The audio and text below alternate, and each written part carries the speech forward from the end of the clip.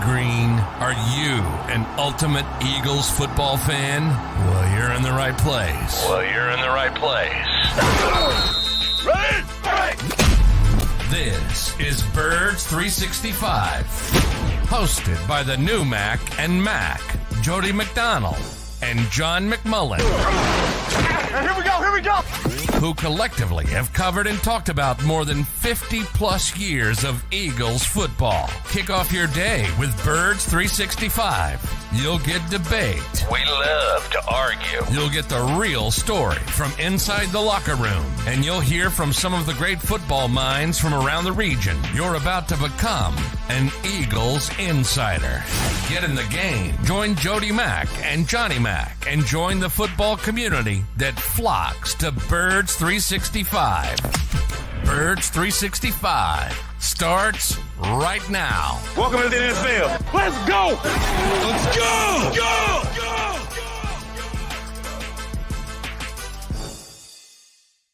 EAGLES, Eagles. And a good Kelce Wednesday here on Birds 365. Yeah, that's going to be the great majority of the show today, talking about the greatest center in Philadelphia Eagles history, one of the greatest centers in the National Football League's history, and he will be a center no more. When last we talked to you 22 hours ago here on Birds 365, both John and I were in pretty much of an agreement that when the announcement came out in the 9 o'clock hour that all the Eagle beat reporters should show up at the NovaCare complex because Jason Kelce's got something to say. We kind of knew what it was going to be.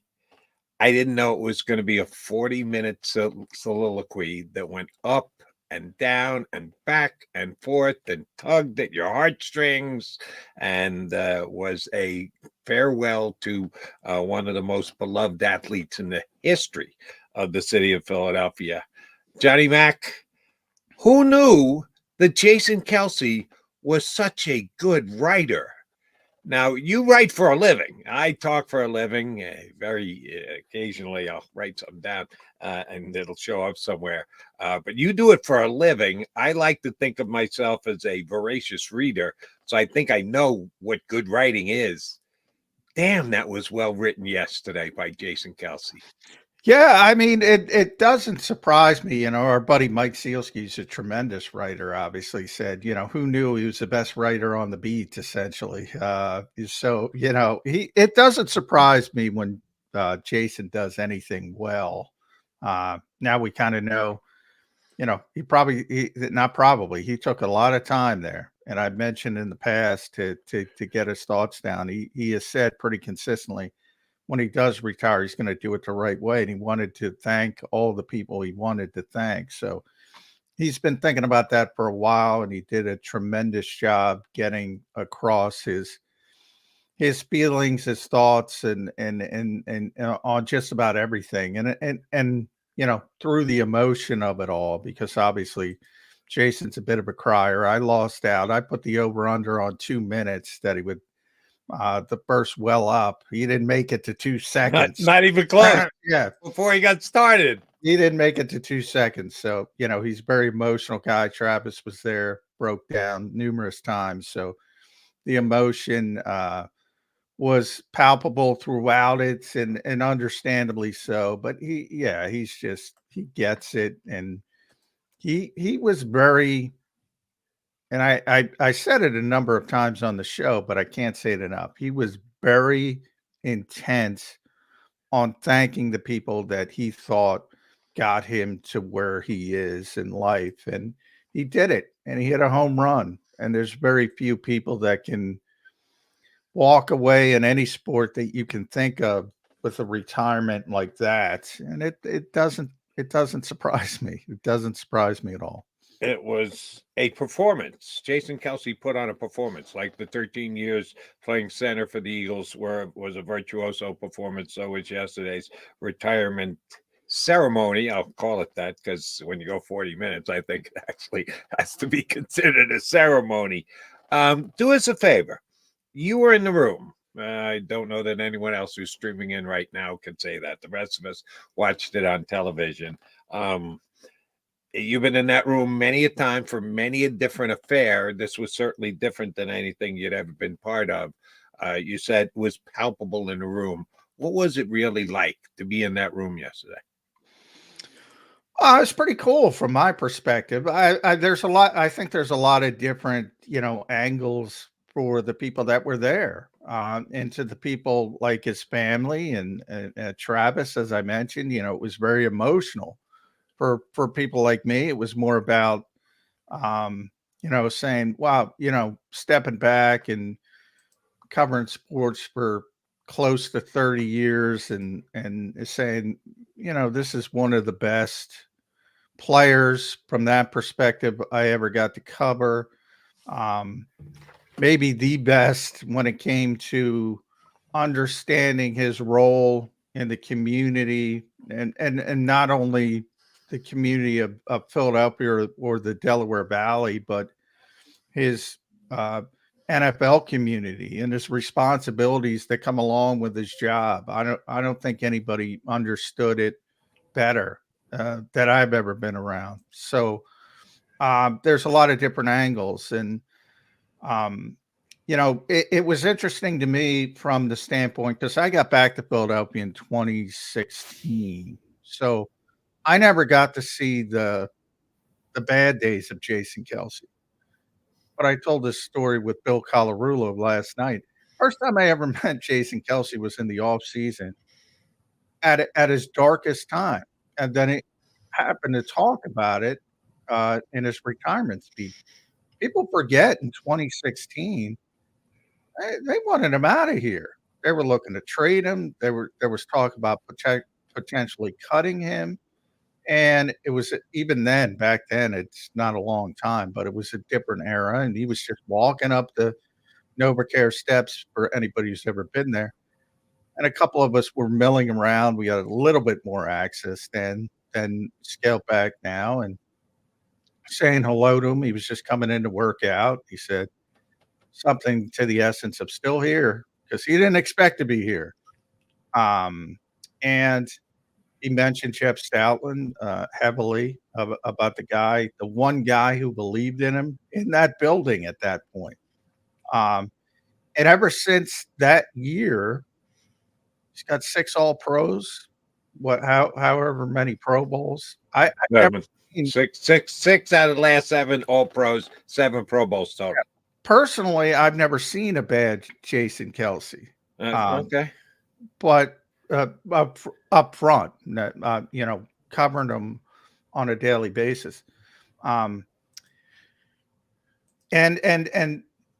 that part of it resonated with me the most, because I remember that. And the entire people now think, "Oh, what are you kidding? Jason Kelce. No. Yeah. He thought he was out of here. And he mentioned it a couple times. He's done it in front of the team. And he used the term again for whatever reason. They would have traded me for a couple of washing machines. And he turned his career around. He gave Jeff Stoutland a ton of credit, but going all the way back to Cincinnati, and obviously his family, his wife, and Travis, and all the coaches. He wanted to thank people the right way, and he did it. He did it the right way. But there was a lot of people in that room, and I think how you came across it was, either emotional to you, reflective. I also enjoyed, because I've written about this for years, NFL locker rooms. Like, I think we should strive for a society. People laugh at me because NFL players have bad reputations. NFL locker rooms are one of the most inclusive environments in the world. People from different classes and different economic stratospheres and different religions and different beliefs, and they all come together, and for the most part, and everybody will bring up, well, who so-and-so didn't get along with so-and-so. Compared to regular society, that's freaking inclusive. And I always say that, and I've always said that, and I've always written it, and Jason talked about it. It doesn't matter if you're And he joked, if you're 6'9", Jordan Mailata, 4'8", Darren Sproles, that got a big laugh. Yes. But his point was, a fat kid from Cleveland and a skinny wide receiver from Louisiana, Devontae Smith, and he went on and on and on.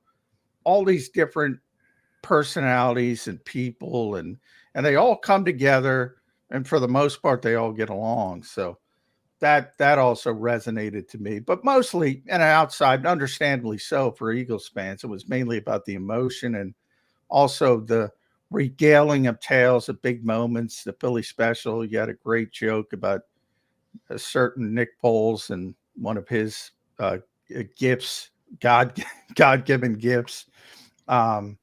So yeah, he did a tremendous job, and it's no surprise to me at all. And we will continue to celebrate Jason Kelce, but at some point we do have to turn the page, and Jason decided to turn it yesterday, and the Philadelphia Eagles have to do the same, and they have to figure out a way to replace Jason Kelce, and that's on several different levels. Certainly snapping the ball and calling the line play to the quarterback is going to be the number one and toughest issue, but the leadership role that he has provided for this team, the Eagles as an organization, while it had to feel good about everything that Jason Kelce accomplished in green during his 13 years and steps out as classy a guy as Philadelphia has ever seen, now they got to figure out a way to replace him on the field. And it's not going to be easy. This is a tough offseason for the Eagles. This is just another job they now have to figure out if you're going to take the guy who was drafted to replace Jason Kelce. Third guy, by the way, who was drafted to replace Jason Kelce. They're finally getting around to actually replacing Jason Kelce. That they can go there. If they do, then they need a new right tackle. It's not going to be easy. Howie Roseman, and we've especially reached Howie season, he's got his work cut out for him this year. It's going to be a difficult thing to try and replace Jason Kelce, and I too. Not there every day like you. You guys have a different relationship, and he came and either hugged and or shook hands with all you guys from the media. No great surprise, because Jason Kelce made your job easier since you got back here in 2016. Probably like nobody else. He gets it. He acknowledges it. He's a Philadelphian through and through. And I think every single fan had to feel great about Jason and the kind of person he is, what he does mean to the city of Philadelphia. We'll hopefully continue to see him in some way, shape, or form. I think he's going to get to pick or choose what media gig he likes best. That's best for him. Allows him to have some fun, make some cash, but also stay at home more than he ever did before, because I do believe that's one of the reasons he walked away. And he didn't tell us yesterday. In 40 minutes, he never got around to saying, and here's the main reason that I'm retiring. It's just wear and tear on the body, isn't it, Johnny? And when Jason finally does answer questions from whoever that may be, it's going to be the fact that you played 13 years in the NFL as a center. Your body is just stone cold beat up, right? Yeah, I've been saying that all the time. But people say, no, Jason's healthy. I'm like, no, he's not. No, he's not. He's fighting through a lot of stuff. And yeah, it's been a grind on him the past number of years, even though he's so durable and he always gets out there for game day. It's really difficult for him to do that. And that's part of the process and what he's been weighing each and every year. Can you give the full effort to get to a position where he wants to be and still play at a high level and be out there every week? And it's becoming more and more difficult. And yeah, I would say that's the number one reason, or, probably 1A to the fact that he's got 3 young daughters and he wants to spend some time with them and be able to play with them without being in pain and things like that. So that's probably the number one reason he's walking away. But yeah, he's banged up, and he's been banged up for a long time. And you see it. I mean, he's like anytime you even go to practice, it takes the poor guy, 90 minutes to get ready for practice. He's got to tape so much and get everything right and get that elbow locked up. And it just that the grind of getting ready to go out there for practice. So yeah, that's certainly a big part of it. And yeah, I the amount of these guys that you and I fall in this trap all the time too.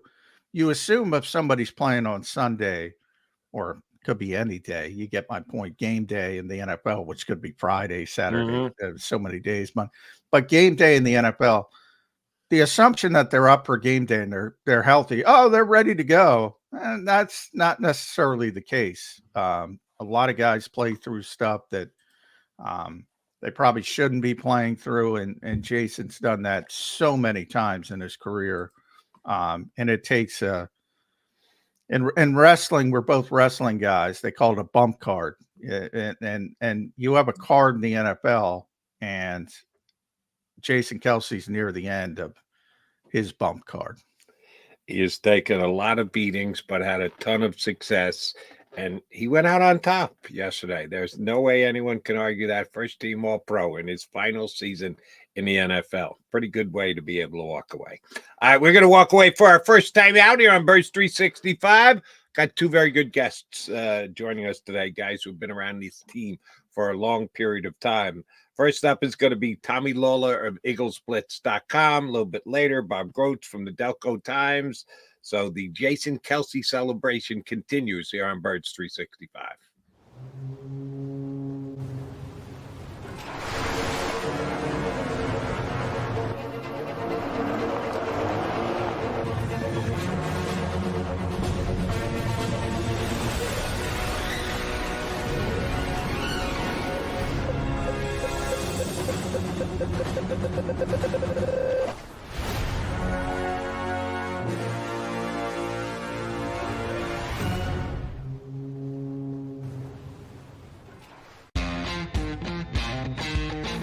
Go for the pulls and the pools.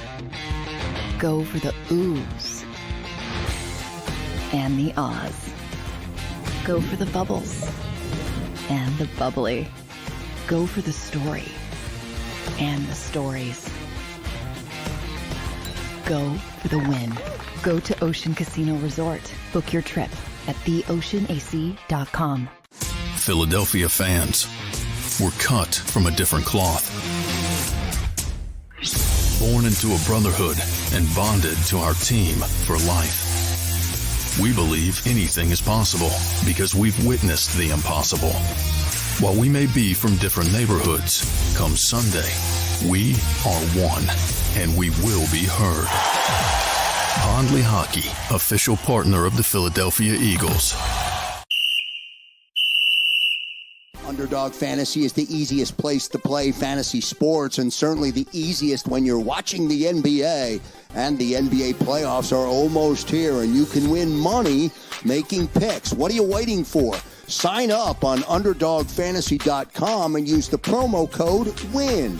An Underdog will double your first deposit up to $100. That's UnderdogFantasy.com. Use the promo code WIN.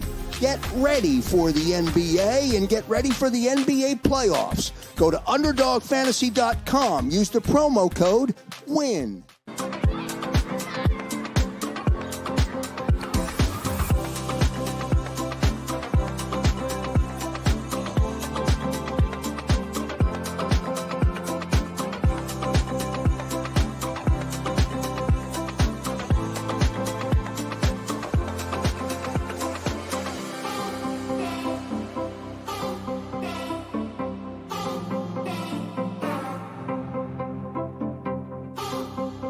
Go for the win. Go to Ocean Casino Resort. Book your trip at theoceanac.com. EAGLES, Eagles.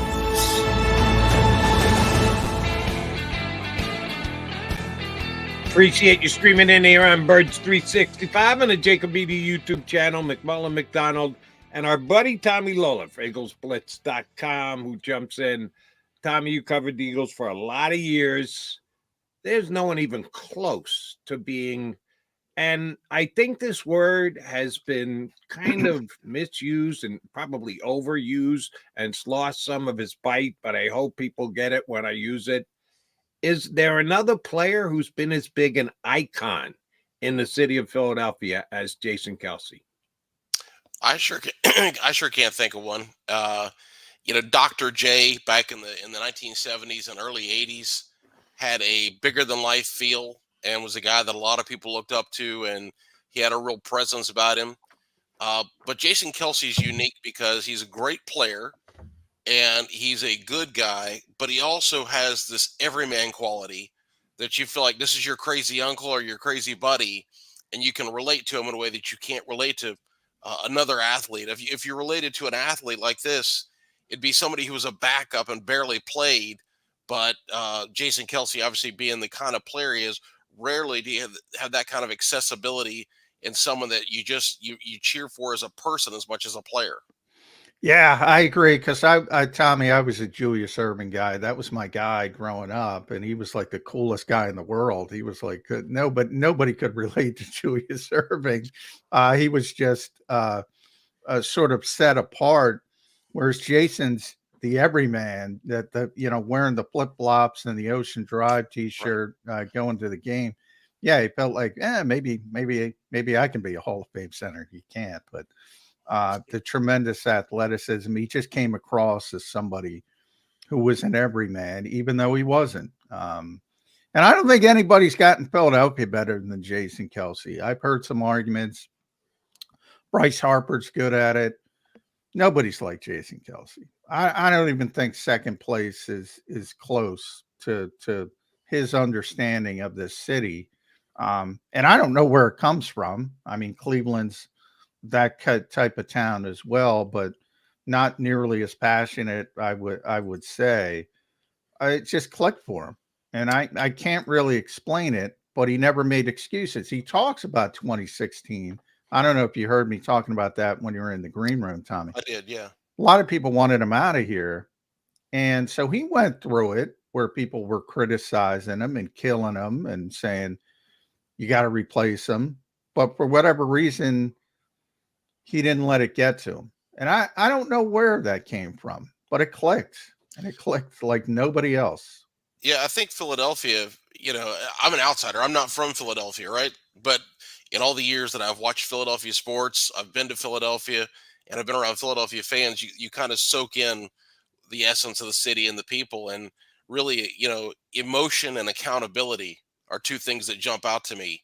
And those are both huge with Jason Kelce, because he always wanted to be held accountable. If he did a good job, cheer for him. If he did a bad job, boo him. He's good either way, because he's going to, what he puts down on the field, he knows that he's going to, that's going to be reflected in the fans' behavior.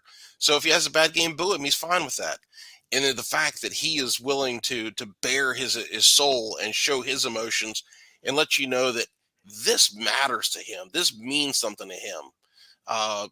You guys have been around pro athletes for a long time. There are some guys that could give a flip. It's all there and there for the paycheck, the glory, whatever. Their job, yeah. Jason, it's funny he's from Cleveland. Back in the 80s, we all know Mike Golick, who played for the Eagles, and obviously had his famous career as a broadcaster. He had a brother named Bob, and Bob played for the Cleveland Browns. Good player. Yeah. He was an All-American in Notre Dame. He was a good player in the NFL. And so when Bob retired, this goes back to the old days when NBC had Sunday coverage of the AFC, and they did a piece with Bob Golick walking around the dog pound, and he broke into tears because he had retired from the NFL, and he could say the words, but when he put his feet onto that field and walked and saw the grass and saw the stadium, and it really hit him that I'm no longer going to play on this, and he just broke down in tears. And you could see that he was a guy that loved the game of football. It wasn't about the money or the glory. It was about the game of football and what that meant. And I get that same vibe from Jason Kelce. And we're lucky that a player who we got to witness him for 13 years, who loved the game, and we got to see that and see his enjoyment and see everything he went through. And the fact that he was such a good player makes it even better. He wasn't just some underdog who had a fun story. We're talking about one of the great centers in the history of pro football. And it's amazing that we got to watch that guy for 13 years. Tommy, I did have a chance to do a show last night on WIP, so I got to talk to Eagles fans for 4 hours, and I listened to a good chunk of WIP yesterday after we got off the air and knew the announcement was coming that Jason was going to talk to the people, and then of course he gave the speech that he did. One thing that I've seen, and this is, I think WIP is a pretty good measuring stick. It's not perfect, but it's pretty good. No one has chided Jason for the amount of tears that he shed yesterday. Now, this is a town where Mike Schmidt took a whole lot of grief for the fact that he cried when he retired. Dick Vermeil, who is up there with Jason Kelce as one of the most beloved individuals in the history of Philadelphia, did take a little bit of a razzing because he was a guy who would cry at the drop of a hat. I have not heard one person go, and Oh, I got a few with him, Jody. we love I got a- Kelce, I but got a he's few of them. soft because he cried that much. You got some of that? I got some of that. I got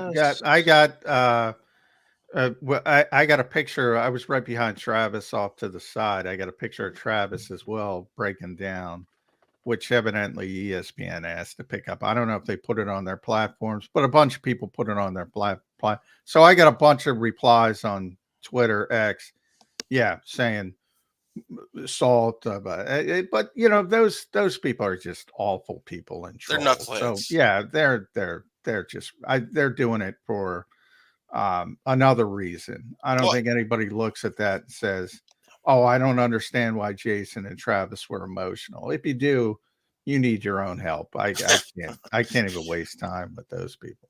I do think society has shifted from, you go back to, the 1980s to now, where I think, if a person cries, a man cries, that's no longer seen as some kind of weakness or what have you.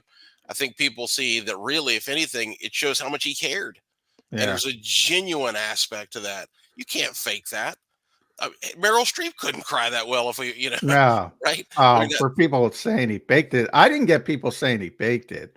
Maybe there's those people as well, but no, as he fought through that, I sat down to watch that last night. I wasn't able to watch it live. I was eating it while I was watching dinner, and it was hard to eat and watch that, because he's breaking down, which is affecting me. And it was tough but it was so real. It was so real. And again, that's what makes us love that guy, because he is real. There's nothing that's fake or corporate or PC. I mean, that's the wildest retirement speech with some of the references he had. Just fantastic. And that was a great way to wrap up a great career. Yeah. I bet you the Twitter top guys who are saying, "Oh, you can't cry." Go say it to Jason's face. I bet you none of them do. Probably back down pretty damn quickly. Yeah. Exactly. The only critique I got last night, it was late in my show, so it's almost 2:00 in the morning. Somebody actually called and said, and the disgusting things that he said, he used a little profanity, and I think it was with a purpose to let it be the type of speech that Jason Kelce would make. And it was broadcast live, so some words did go out, quote unquote, over the air. And I said to the guy, really? After that 40-minute speech, the thing that you want to bring to the table is he used profane language? Really? After that 40-minute speech, that's where you're going to go? And sure enough, I did take that call last night on WIP. There's always one, man. There's always. I don't even know if these people are real. Get it? That same thing. I don't even know. Real. He was on my phone. Yeah, no. I don't mean that. I've been taking calls for 30 some odd years. This guy was serious, Johnny Mac. This wasn't a put on. This wasn't a troll job. This guy was serious. And that's some what people are going to be offended by anything. Yeah. Right? They can't wait to be offended by something. Yeah. God bless them. That's just, And that's why and I was talking about NFL locker rooms. That was my favorite part of the speech, Tommy. And I said, I get, from an Eagles fans, the emotion is a bigger deal, the remembrance of the great plays and the Philly special and the snow game and all that stuff. And I get it. But to me, as a reporter, my favorite part was when he was talking about the locker room, because I've written about that in the past. And I've said, society should strive to be like this stinking locker room. Yeah. And I pulled it up, and what he said: the melting pot of geographic location, economic background, race, body type, personality, and athletic traits of an NFL locker room is truly remarkable. And we all rely on each other and respect one another in each of our differences because we know we're stronger together. It's not always perfect, but it's better than society as a whole. And that's, to Jody's point, what we're talking about with trolls. You're always going to have trolls. I don't know, people that are unhappy with their lives or whatever the reason they are. They're going to complain about everything. An NFL locker room is so inclusive compared to society as a whole, where everybody's trying to pit us against each other. And they're just inclusive. And I've always said, I read about it 15 years ago. I said society should strive to be more like an NFL locker room. I truly believe that. And that's why it resonated when Jason said that to me, because it's true. Yeah, locker rooms are amazing places in their own way. You've got a common purpose, and everybody's there for the same thing. Let's go win a Super Bowl. Let's go win football games. And even if you have some guys that are a little selfish and are there for the money or for the glory, they still are busting their butts. They're still making sacrifices. They're still part of moving forward to go win those games. And your value is determined by your ability to help that. And players understand not everybody's going to be a star. So when you have somebody that's a good role player, whether that's Boston Scott from last year's team, Britton Covey from last year's team, when you have somebody who does their part to help you win one game, they can have that catch or that play. They're valued, even if they're not a star, but the guys in the locker room would look at them and say, you're part of this team. You have an important role for this team, and you're one of us. And like say that combination of purpose, there's a real value in that. And so it doesn't matter if you're white, black, tall, short, thin, fat, whatever. If you can bring something to the table and help move toward achieving the goals that we have, then you're accepted. And in society, so much of general society is about what's good for me. And that breaks down to even at the family level. I mean, you guys, the three of us all know we grew up a long time ago, back to the 1800s, right? But now everybody sits around on their phone. Yeah. I'll go to my sister's house and I'll be there, and there's my brother-in-law, my sister, my nephew, and they're all sitting there on their phones. And everybody lives in their world, right? And in a locker room, there's a blending and a combination of purpose and work and interaction, and that's why a lot of people, athletes, love the camaraderie of being on a team and being in that locker room where you can be yourself and you're with people of a similar age and people, have a similar mindset, and you're able to really bond. And one of the things they struggle with is when they leave athletics and they go into the regular world, there's nothing like that locker room. Nothing. Tommy, go ahead, sorry. I was just say you can be in a business, and there's just, you can have people that work together in a business, but it's just not like the locker room and the team mentality you have. There's just a lot more individualism. I'm going to take it, and he's part of the locker room, but I'm going to take it past his teammates. Kelce got into each and every single one of his former coaches here in Philadelphia. He talked about Andy Reid and the tough time when Andy's son had passed and how that brought that locker room together and just the guys in it coming together. Certainly talked about Chip Kelly in the first game they ever had. That was a short story. It was great first game, and then kind of went downhill thereafter. Doug Peterson and the Philly special and Nick Foles and all that. And he was pretty good to Nick Sirianni. He said that to come in first year, slow start, the last 3 years, the best of my. And he sung Nick Sirianni's praises pretty good, which is good for Nick. But Nick now has to pick up the ball as far as leadership goes that much more. Understand it's a shared responsibility, and a coach is always going to have it, but he doesn't have it to share with a Jason Kelce now. He's one of the most pressurized coaches in the NFL. If he's not number one on the hot seat entering the season, he's surely in the top three. How difficult is this loss going to be on the head coach of the Philadelphia Eagles?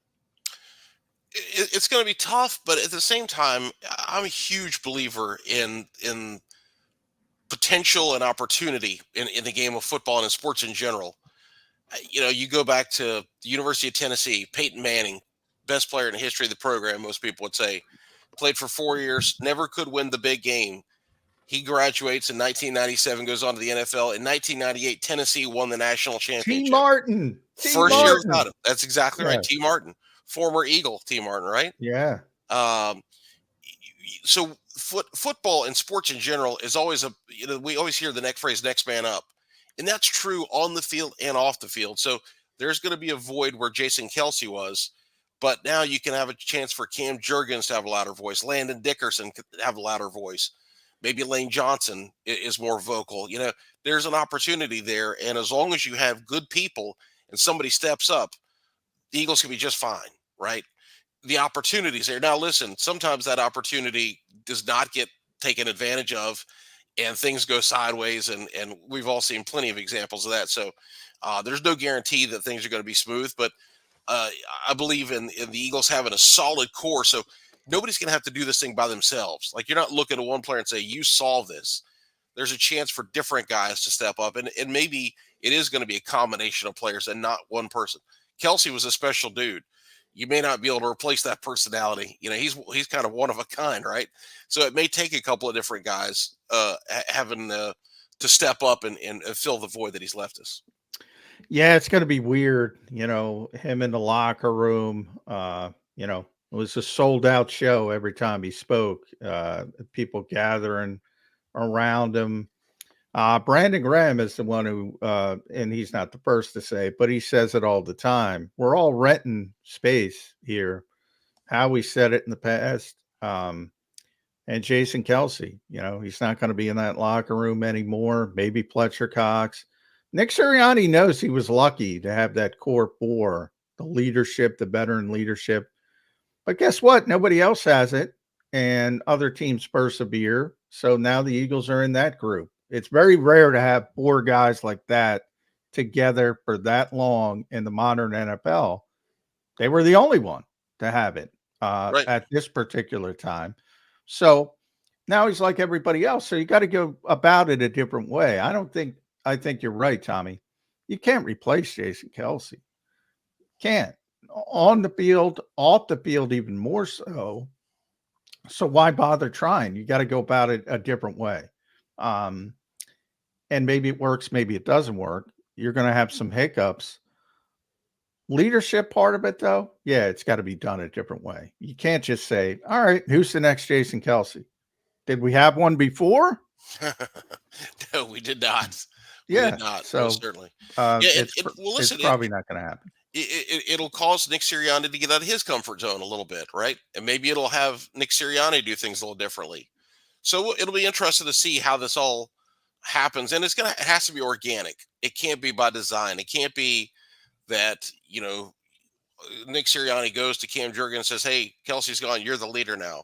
It can't be like that. No. Because when you're in a locker room, you got a group of men, we're a bunch of alphas, and somebody just starts talking.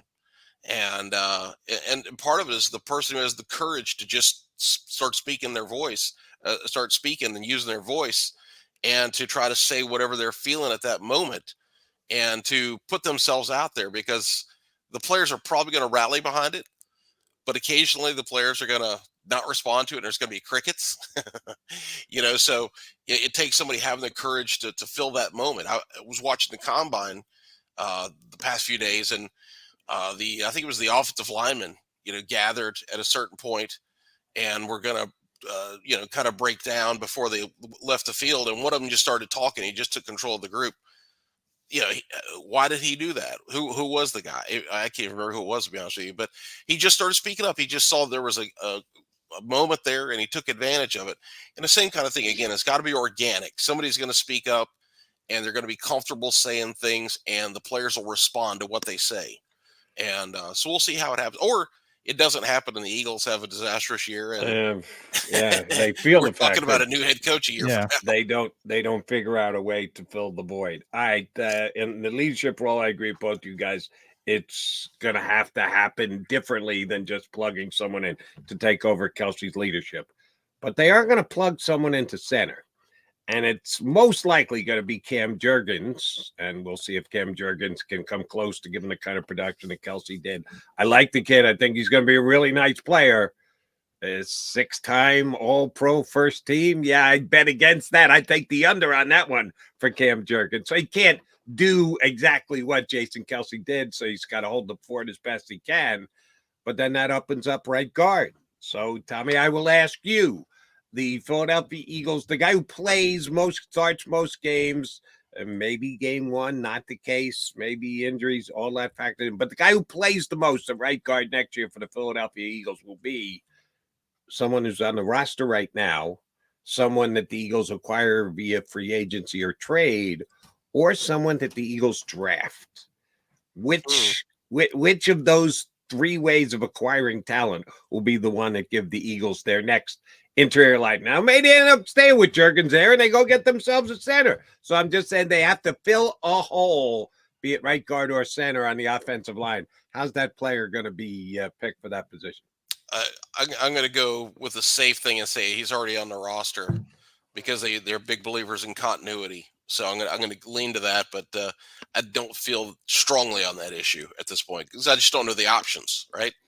Yeah. Well, I think they're going to give Tyler Steen a chance. But Exactly. I don't think you can just say, all right, that's our plan. We're not going to have a safety net, so to speak.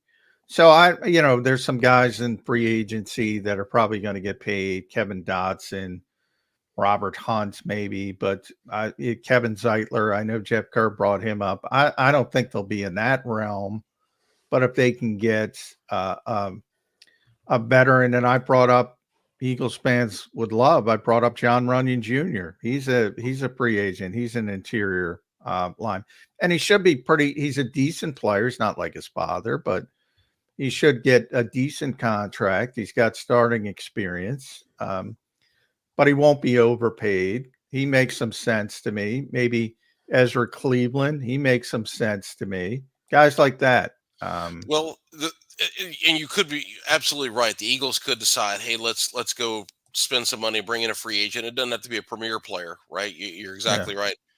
I think one of the advantages they have in having Jeff Stoutland as the offensive line coach, who I think we all agree is the best offensive line coach in the NFL, is his ability to develop players. And with the way you use that as an advantage is you're paying guys, you're drafting and developing starters, so you don't have to pay free agent money.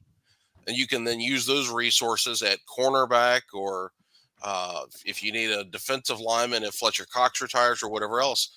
So I think their first inclination is going to be to go with somebody that they have on the roster or that they draft this year, because we have to talk financials in the modern NFL. Financials are all a part of everything. And as much as they believe in the line of scrimmage, they're already paying big money to Jordan Mailata, to Lane Johnson, Landon Dickerson. Got to extend Landon, big money, yeah. right? So you can't pay everybody, so they've got to be careful. So they could go for somebody. And the other thing is, if you just look, I can't remember the last time they signed an offensive lineman in free agency to a contract that was, anything of real value. I mean, they brought in guys here and there to plug and play, add depth, that kind of thing. But I can't remember the last time they really went out and spent money. Brandon Brooks would be. Right, he the last one. There you go. Yeah. Okay, so that was what, 2015, 2016? Yeah, and that one worked pretty well. It did. That right guard, too. It did, So there you go. Maybe they're willing to do it if it's the right guy, right? Yeah. So it'll be interesting to see how that goes. They have options, right? And I think that their first thought will be to put Cam Jurgens at center because he's got the experience of playing and knowing the system and being able to listen to Stoutland and to make the line calls and adjustments, which is a thing that Jason Kelce did so well. We always heard that from Nick Sirianni, that Kelce knew how to get them into the right protections and fronts and what have you. So I think they would value having the ability to have Jurgens do that because he's been around the system for a year. But here's one of the things that will lessen that a little bit. It's a new system. Kellen Moore's coming in with his system. It's not Nick Sirianni's system anymore. No, so it's a new playbook, But Jeff Stoutland and the blocking will probably be largely the same. I think it's going to be a lot closer to Nick Sirianni's system than I thought before the coaching staff was announced. I will say that. They're going to try to mesh this thing. And it's interesting, Tommy. I do want to get your perspective on that because I don't know if we've talked to you since they named the coaching staff officially. I was a little bit shocked at just how little change there was on the offensive side. It was basically, all right, Kellen Moore's going to come in to call the plays and we'll give him the quarterback's coach. So we're going to blame Brian Johnson and Alex Tanney for last year. And that's it. Everybody else is back. You got an analytics guy as well. Everybody else is back. The running back coach, the receiver coach, the tight end coach, obviously the offensive line coach. They're all back. Well, Kevin Patullo, the passing game coordinator, by the way, sitting right next to Nick Sirianni yesterday. Those two are as thick as thieves. Everybody's back. Well, the three most important coaches on offense are the offensive coordinator, the quarterback coach, and the offensive line coach, right? So they brought back Stoutland, which, of course, we knew they were going to do. You don't replace him. He's a great coach. The next two were both new guys. So keeping Jason Michael at tight ends, Aaron Moorhead at wide receiver, that's not critical moves. I personally would have been open to seeing them bring in a new wide receivers coach just because some of the wide receiver play beyond the stars has been, not very good. And so I would have been open to bringing in a new coach there. Tight ends, again, I just don't think that's a critical role. And Jamal Singleton has done a good job with the running backs, I think. The last 2 years, you had Miles Sanders had a career year in 2022, and last year DeAndre Swift had a career year in 2023. So Singleton has done a good job with the running back. So really, wide receiver and tight end are the two guys that kind of stand out.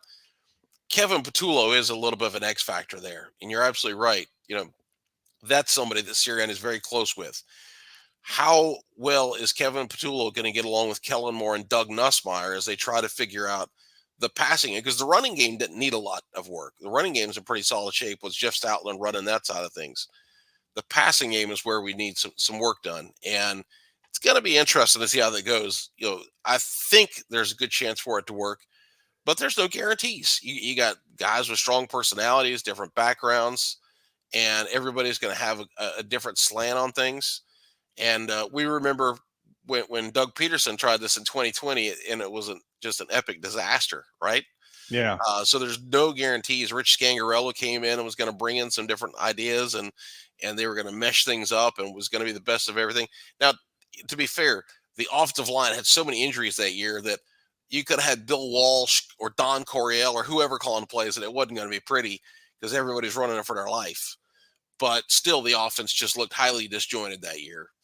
And so we could see that this year, right? And if we do, then there's going to be problems. Yeah. But my concern, you're right about the offensive line injuries, but my concern and where I like the comp, because you're right, but remember, Doug didn't want to bring in those guys. He didn't want to change. And what he did when he was forced to fire Mike Rowe, he wanted to elevate Press Taylor, but he wasn't allowed to elevate Press Taylor. So he had to bring in this convoluted Rich Scangarella.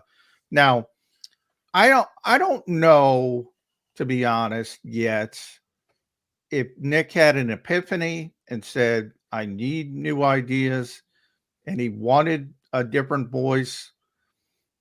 Boy, I find it hard to believe, though. I mean, from everything the guy has told me, this is my offense. This will be my offense as long as I'm here.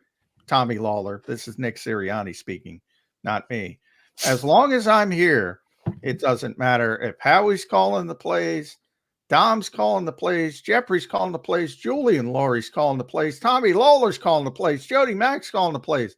This will be my offense. That's what Nick Sirianni has consistently said. All of a sudden, he woke up one day. People can change their mind. He can have an epiphany and say, you know what? This didn't work. So I can't completely shut that door. But boy, man, I don't like forcing head coaches to do something they don't want to do. I'm not 100% that's what happened, but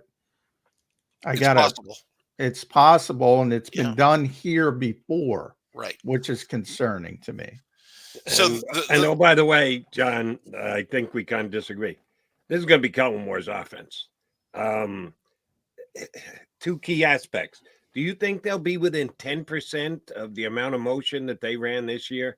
Or do you think it's going to go up by about 20, 25, 30%. Oh, it's going to go way up. It's going to go way That's up. not Nick Sirianni's offense. So no matter how many of his coaches he retained, it's a different offense. Do you think he's going to have the quarterback under center more than 10% more than he did this past year? I don't think I think it'll be more, but I don't think it'll be a lot. So that's be a more little than bit 10%. That's a pretty significant change. I think this is going to be Kellen Moore's offense. I think the coaches that Nick was allowed to retain were told, yeah, and we're all going to do this together, but don't overdo stepping on the offensive coordinator's toes, because I think he's large and in charge. Well, then I'll expand that then for Tommy. So you have my thoughts, Jody's thoughts. Either way, I don't think it's necessarily good to force the head coach into something that he doesn't want to do. Am I too alarmist in that aspect? No, I think it's a fair a fair concern. The number one thing I would say when I think of Nick Sirianni, the first word that comes to mind is competitive, ultra competitive, right? And so he's got an ego. We all have egos, right? But his ego saw his offense, his team go through a historic collapse. And I can't remember the numbers right offhand now. 5 of the last 6 games, or the last 6 games of the year, they averaged like 18, 19 points a game and struggled, right? And they had Jalen Hurts and they had A.J. Brown and they had their offensive line. They had DeAndre Swift. Can't blame it on injuries. They can in the playoff. I will say that AJ missing the playoff a lot game different in the playoffs without for sure, AJ Brown. for sure. Yeah. But the majority of those games, they had their weapons. Yeah. The offense just quit being effective, and they would have a good quarter, a good half, and they would just disappear.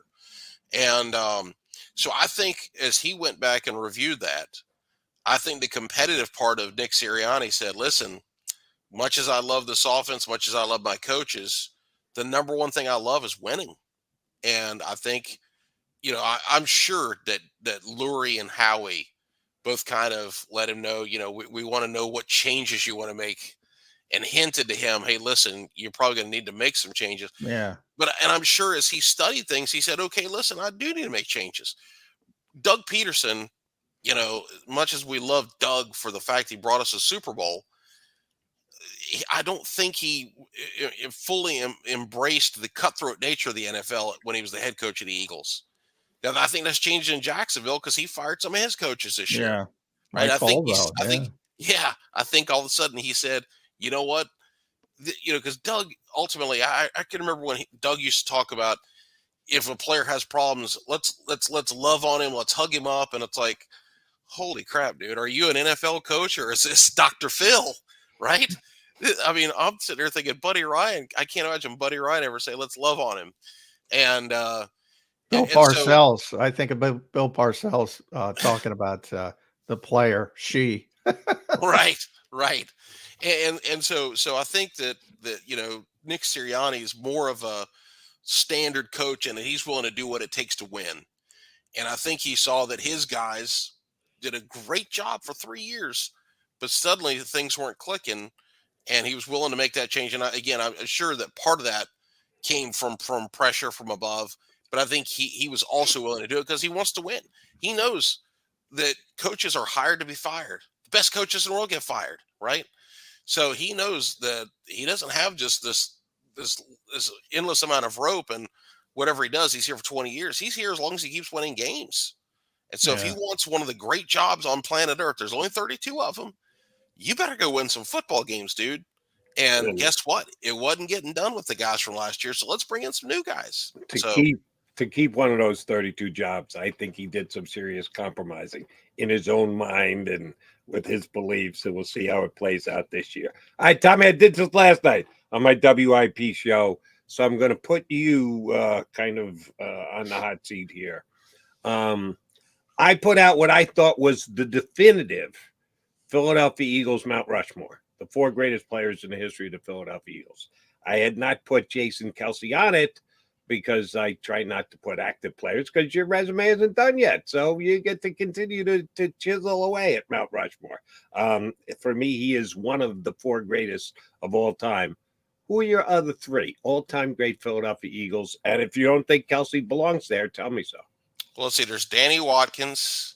By the way, I have to say something, but go on, because I have a Danny Watkins story. Okay. Really? Listen, your bookends. I'm going to go chronological. So your bookends are Chuck Bednarik and Jason Kelce. And what does it say about the Eagles franchise that two of their four greatest players would be centers, right? And then in the middle, I would put Reggie White and Brian Dawkins. So you cover the great teams of the 50s and the 1960 champions with Bednarik. Reggie was there in the 80s and early 90s. Dawkins goes through the Reed era, and then Jason Kelce sums things up here. So you get a little coverage of everybody. You could make an argument, obviously, for Steve Van Buren. Yeah, that's where. See, I would go. I think there's three no-brainers, Tommy, and that's Chuck, Reggie, and Steve Van Buren. And then the fourth spot, you can argue it's a steel cage match. So I wouldn't argue people put Kelce on there, but if you put Kelce on there, you don't have Brian Dawkins on there. And there can, you look at the other Hall of Famers, but I think there's three no-brainers, and then you can argue about the fourth spot. That's my perspective. By the way, Tommy, you and I have the exact same four. And oh, Lord, I'm in trouble now. We're four for four, exact same four. And I opened it up to my callers last night. Van Buren got a lot of respect. You know who else got respect? Randall. Randall was close. Randall got I'm almost surprised Nick Foles votes. didn't get any Foles votes. got one. Did Foles did get one vote. I go, come Yeah. on. Come Stop. One game does not Mount Rushmore make. Burt Bell, Jeff Lurie. I'm And surprised, that Van Buren gets lost to history a lot. So I get why people don't think of that name. And I didn't think of it. I think it was Jeff Kerr who brought it up. I'm like, yeah. And then I said, yeah, I forgot Steve. Those three to me, and Chuck Bednarik, obviously Reggie White, those three to me are pretty locked in. And then, is Kelce better than Brian Dawkins? That's a tough discussion to have.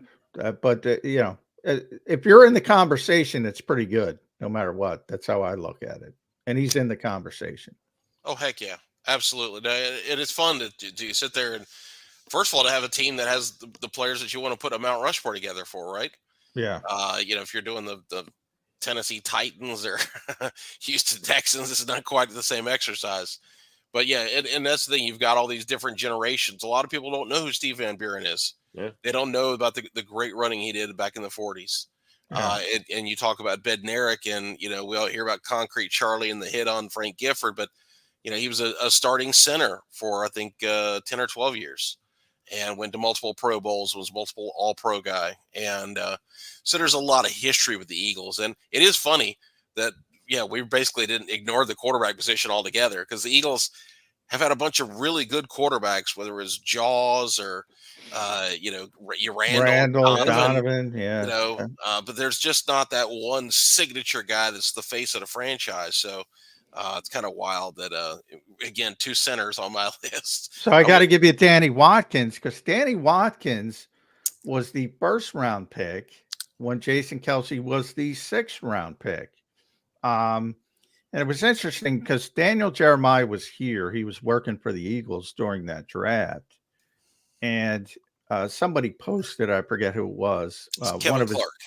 Kevin Clark, one of his interviews from the past, talking about the difference between essentially Danny Watkins and Jason Kelce. And it's basically, they both had talent in different ways. He said, Danny Watkins had amazing talent. Sure. You don't miss on first round picks because you misjudge the guy's talent to play the position. Didn't like football. He was just good at it. And then when the adversity struck, he's like, I don't like football. I'm going to move on and go fight fires, which everybody likes to bring up. Whereas Jason Kelce, 6th round pick, loved the game. And that's what Jeremiah said he learned the most, just the passion for the game and how much it means. If you're doing it just because it's your job, you might be good at it if you have tremendous talent. or you're not going to be a Hall of Famer. And that's how 6th-round picks develop into Hall of Famers. You got to do a lot of other stuff. I mean, Jason talked about Jeff Stoutland, Howard Mudd, all the way going back to his Cincinnati coaches, the guys who developed him. But he loved the game. He loved that you're talking about. You're absolutely right. And I want to stress one thing here when we talk about loving the game, not just playing, right? Not just playing football, but everything that goes into football. Jason told the story about the weight room and the way that the guys at the University of Cincinnati pushed him and he embraced it. Studying the playbook. When we talk about love the game, everybody thinks of Sunday and playing the game of football. Almost all players love playing a game of football. I mean, heck, the three of us love playing when you're younger, right? But the work that goes into being ready for Sunday, that's where you find out guys who love the game and guys who just do what it takes to get through the week because they're waiting for Saturday or Sunday to get there. And Jason loved the process of doing the lifting, doing the conditioning, taking care of his body, studying the playbook, working with his teammates, going to practice, all that stuff. He loved all that, and that fed into why he was such a good player because he embraced the process.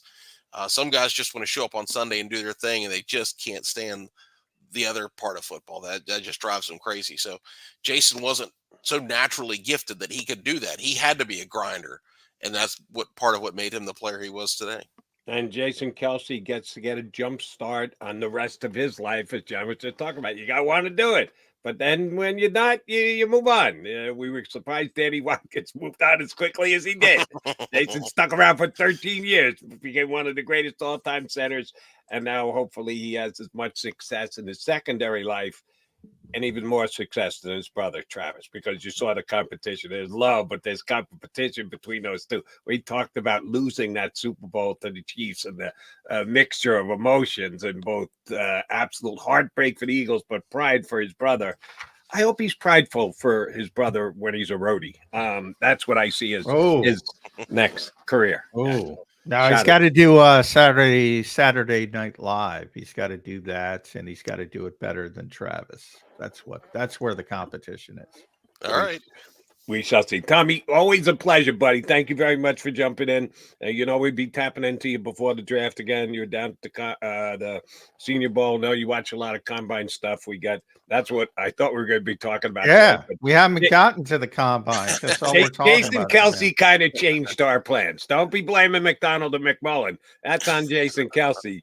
We'll get you back in a couple of weeks to go even more in depth on the draft. All right, but. Sounds good, fellas. That is Thanks, Tommy Appreciate Lola. it. EaglesBlitz.com. Got to check out his website. He puts up good posts all the time. I hit him up often on Eagles Blitz. That's IGGLES Blitz.com. McDonald and McMullen here with you on Birds 365. Quickie timeout. When the show ended yesterday, I said to John, we need to get a guy who's been on the Eagles beat all 13 years that Kelce has been here, somebody that can relate to Kelce from the day he was drafted to yesterday's proceedings. We got Bob Groats coming up, and I, from time to time, chide him as the Prince of Darkness, which in ways he is, and in other ways he's not. Wonder how dark he's going to go today for Jason Kelce. We shall see. He's got an interesting column already out there. Bob Groats going to join us coming up in about 15 minutes here on Birds 365.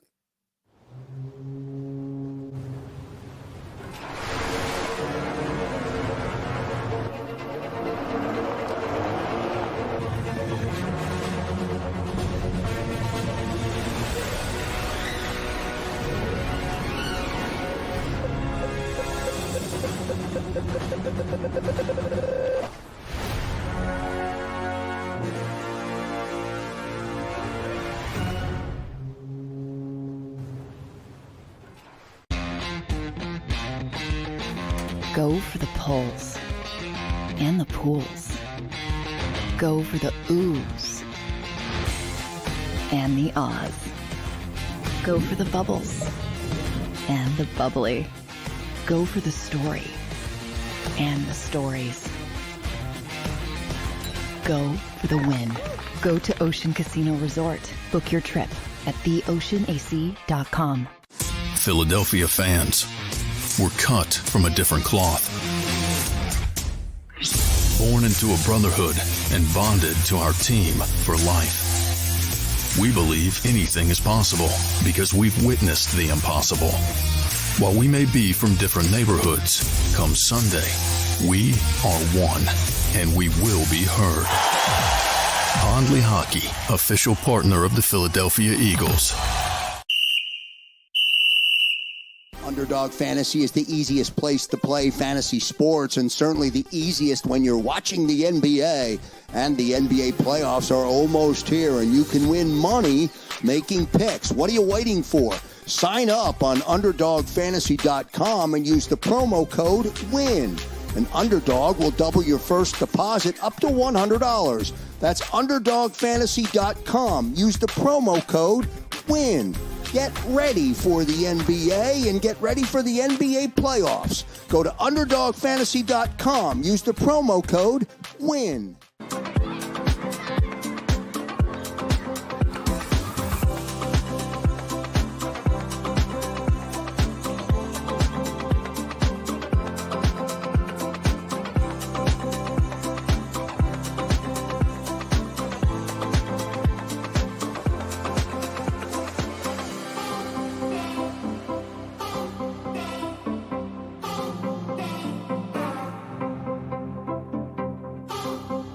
Go for the win.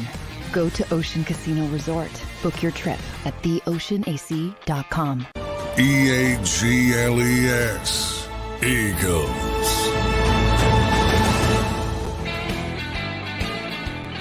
Mac with you on Birds 365. Thank our boy Tommy Lawler for coming in. Tommy covered the team for a lot of years, still does on his ZiggleSplits.com website. I thought he was a very good guy. We were going to have Tommy on, like I said, to talk draft, and then the whole Kelce thing came down anyway. So I said Tommy would be very good for that. He was. Oh, so yesterday, Jody, because I don't want to be called Craig Carton anymore. When I said there's some, so I right away I was told that there were going to be no questions at the press conference, and that was the clear indication it was going to be a retirement press conference. But that was off the record. So that's what I was alluding to. So I don't want people to say so they told you that you weren't allowed to say that there were going to be no questions asked yesterday. Yes. Okay. Right. For planning purposes. Yeah, and you were spot on because you did say, "Oh, I'll tell you tomorrow," because you said it's something I can't say. I said, whoa, you're starting to sound like Greg Carton here, buddy. Yeah. And you said, "Nah, Jody, I just can't say it today, but I'll say it tomorrow." So yeah, that's exactly what it was. No questions. When, if ever, do you think? I'm sure people will get one-on-one interviews. There'll be a you and well, that's what I was saying. Now he's got the podcast. Now we can talk about why. So I said you can serve those two masters if he wants to. Do you think he will? Well, he'll certainly explain it on his podcast. Will he explain it to us? I don't know if he'll do it in a large group like yesterday. I imagine he'll talk to reporter here or there at some point. But I think he'll do most of it on his podcast and explain why. But I think we all know why. He's explained it to us behind the scenes numerous times about, and on the record too, about his decision making when he'll retire. And he always tells those stories about Howard Mudd telling him, "You'll know." Mm-hmm. And he said that numerous times, and then he would ask Stout, and he told Stout, "I don't think I'll ever not want to play football." And Stout doubled down. He said, "No, you'll know. And he probably knew. He probably knew this is one of the questions why you have guys like John McMullen to ask these questions. When did you know? Was there a moment? Was there a game? Was there something that added up that got you to the point that you denied you were ever going to get to? And Stoutland told you, "Oh no, you'll get there." And he did. When was that and why? Well, he had told a lot of his close friends that this was it way earlier, and maybe even entering the season, that this was going to be it. Yeah, but hadn't he done that before? Not to the degree he did it this time. Before it was more open ended, but we'll see. This time it was more. And then you kind of Lane talked about it after the Tampa Bay game. Jordan talked about it out in Vegas. Jordan Mailata. Those guys knew he wasn't coming back. And Jordan told the truth, to his credit. They knew. But it's up to him. And he wanted to do it this way. As I said, he said numerous times as well, when I do it, I'm going to do it the right way, and I'm going to thank the people I need to thank. And he did it. And he thanked everybody he wanted to thank, and it came across very well. So, and you can tell he wasn't working on this for 2 days. He was working on this for a very, very long time. Oh, it's I said it, Sealski said it, a bunch of guys have said it. It's good a piece of writing as we've had here in Philadelphia for a while, and presented with tremendous emotion yesterday. Even though he broke down a couple times while doing so, it was tremendously well written, and he checked off all the boxes. And I'm glad. If there was a guy who, with his performance, had earned the right to walk out the door the way that he wanted to walk out the door, it was Jason Kelce, and he took advantage of that yesterday and couldn't have done a more phenomenal job. Yeah, I asked this to Tommy. You and I are going to debate this all the way. Well, I guess we can start in 6 days, because the NFL New Year with legal tampering is next Monday, March 11th. So you don't think the Eagles are jumping out and signing an interior lineman with a big free agent move in the first 24 hours of free agency? No, certainly not a big one. I think what Tommy said is pretty true. I mean, you have Jeff Stoutland. Why not take advantage of Jeff Stoutland? And you drafted Tyler Steen. Let him see if he can develop Tyler Steen. Now, I think, as Nakobe Dean proved on the other side of the ball last year, you can't just say, all right, we're going to pencil in a third-round pick who doesn't have extensive playing experience. Now, they also don't have a linebacker coach known for grooming players like Jeff Stoutland on the offensive line. But so it's not a perfect comparison, but I think they've learned that you need some kind of safety net. So maybe if you go back to a Stefan Wisniewski type, that's the type of player they might want to bring in if it's a veteran. Or if you want to go younger, that's why I bring up Runyon, Cleveland. I bring up those guys for 2 reasons. One, they're not going to be super expensive. So if Steen wins the job, you don't have a problem turning them into backups, because they both have versatility, and they're not going to be expensive. So they're not going to be super expensive. So you can handle it that way. Or they could just say, you know what, you're stout. Jason Kelce just talked you up. Go make Tyler Steen into a player. Yeah, create one out of mold. Which, oh, by the way, and rightfully so, you called him a third-round pick. 65th pick in the draft, which is the first pick of the third round, which is as close to the second round as you get without being in the second round. It wasn't like he was the 99th, however deep they go. Like Davion Taylor, he was at the back end of the third round. There is a big difference. Yeah, there is. Yeah, you're right. And he was the top, and so was Sidney. They went back to back. 65 and 66, I believe, were Tyler Steen and Sidney Brown. Yeah, and Davion was like 102 or something way back. There was a bunch of compensatory picks, and so there is a big difference. Yeah, and I think Steen will get first crack. I asked you the question. I'll give you my opinion. They're not going to sign a guy who will be coming into spring camp with a leg up on Tyler Steen. At best, for that whoever they signed, he'll be given a chance to compete with Steen. But my guess would be Steen would be ahead of him. Yeah, there's not a Brandon Brooks coming in. There's nothing better for me than doing Birds 365 with John McMullen the day after, when you know exactly how many reps guys took and who were with the ones, because he ran with this guy. So you got to consider that a 1 rep as compared to, that's a rite of spring passage every year, is trying to analyze, if not overanalyze, who's taking what reps with what guys come practice time. My guess is Tyler Steen will be taking the first rep of Eagles spring practice at right guard next year. Yeah, would not surprise me. And back, that's what I expect it to be. Hey, that's what you're supposed to do. You draft these guys for a reason, and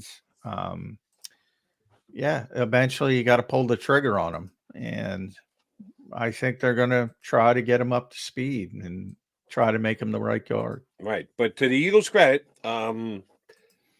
you told me again back to spring practices, and I remember you saying this umpteen times. Yeah, but Kenny Gainwell gets all the key snaps. If you're talking about high leverage, you're talking about goal line, you're talking about third down. It's been Kenny Way. I go, it's not.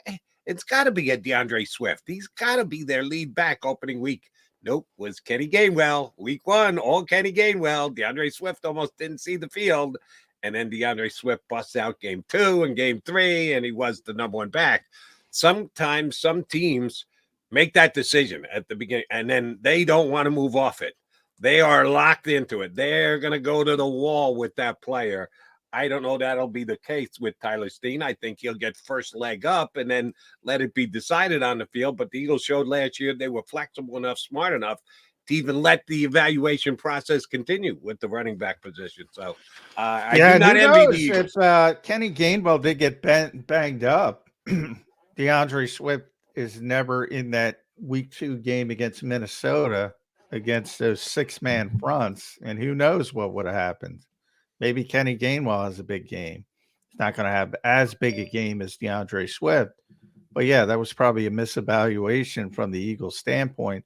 And if he was running against 6-man fronts, he would have had a big game against Minnesota, and it would have looked better. And people might have said, "Hey, Kenny's doing pretty well," and you never turned into DeAndre Swift. It's interesting how things work out. And that's what we're looking at in trying to replace Jason Kelce. It is not going to be easy, either from a leadership standpoint within the locker room, and maybe even more difficult. And the thing that scares me most about trying to replace Kelce, and Jurgens flashed some good athleticism and smarts and play at the guard position. And remember, cut him some slack because he played center at college. So they're asking him to transfer positions and jump right in and start. Now, he's between Jason Kelce and Lane Johnson. That's not a bad place to be with 2 potential Hall of Famers surrounding you. But he did a good enough job. Now he's going to be back to his most natural position. Jason Kelce was one of the smartest centers ever in the history of the National Football League. And his ability to change blocking schemes at the line of scrimmage and direct teammates, and that's what scares me. Do I think that Tyler Steen's going to get run over and bullied and pushed around? No, I think he'll be fine. I think he'll be a good, solid center.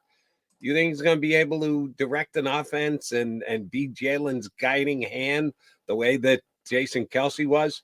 I don't think so, John. Well, Cam. Remember, Jason Kelce was a big Cam Jurgens fan. And one of the things I remember Stout saying numerous times is when Isaac was here, Isaac Seumalo, and Isaac was the first heir apparent to Jason Kelce. He was the Eagles felt his most natural position, his best position would be center until he turned into a pretty darn good guard. And Kelce obviously wasn't retiring, so they didn't have to move him. But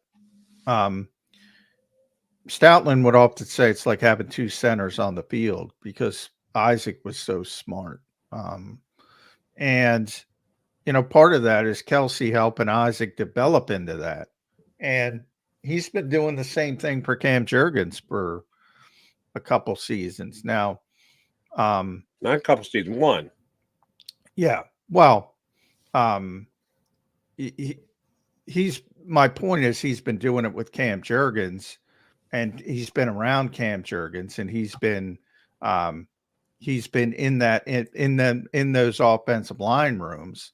Now, Cam was a starter. Yeah, he was playing right guard. I'm talking as a whole. He's been learning from Jason Kelce. Now, is he going to beat Jason Kelce? No, obviously, no. But, you pick things up and it helps. And to be able to watch a guy like that is helpful. But no, is he going to be that? That's ridiculous. Of course, he's not going to be Jason Kelce, but it's not the worst thing in the world. One of the reasons they drafted him, one of the reasons they wanted him here is because they thought he was really smart, and they thought he had the ability to handle that type of stuff. And then he gets to intern under Jason Kelce, learning behind the scenes. It's not the worst thing in the world. Here's a great question for Cam Jurgens when next you see him. When did he learn more to be a center in the NFL? His internship year, sitting behind Jason Kelce and not playing, but at least being there and prepping to be a center, or his year as a full-fledged starter at the right guard position. But now you're actually out there on the field with Kelce, but he's not tutoring you as a center position because you got something important to do. That's be the right guard. I wonder which he thinks he learned more from. And we'll certainly when we're going to be talking to Cam a lot this year. He'll get that question. But yeah, and that's what I meant by the 2 years. He's been working with Jason Kelce behind the scenes for 2 years, and he's been the heir apparent. And as far as the mental stuff, it's probably more behind the scenes, I think, than in front of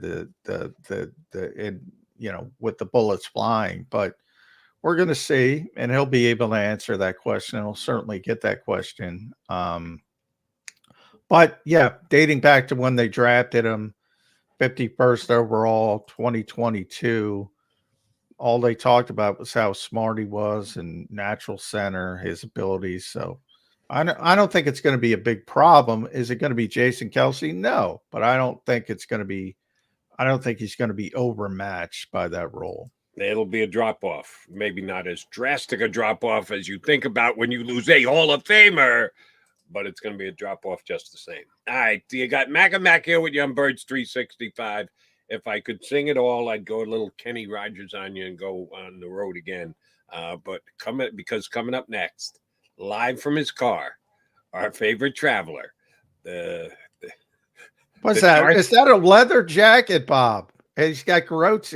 That's nice. Is that leather or members only? I'm not sure which one. We'll have to ask him when we get him up. Bob Groats coming up next here on Birds 365.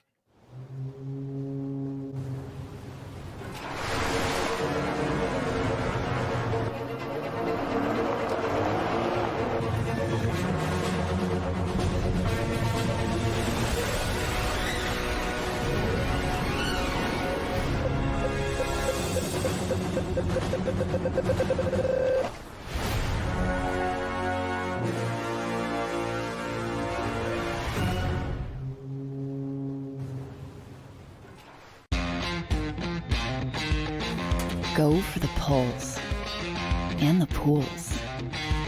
Go for the oohs and the ahs. Go for the bubbles and the bubbly. Go for the story and the stories. Go for the win.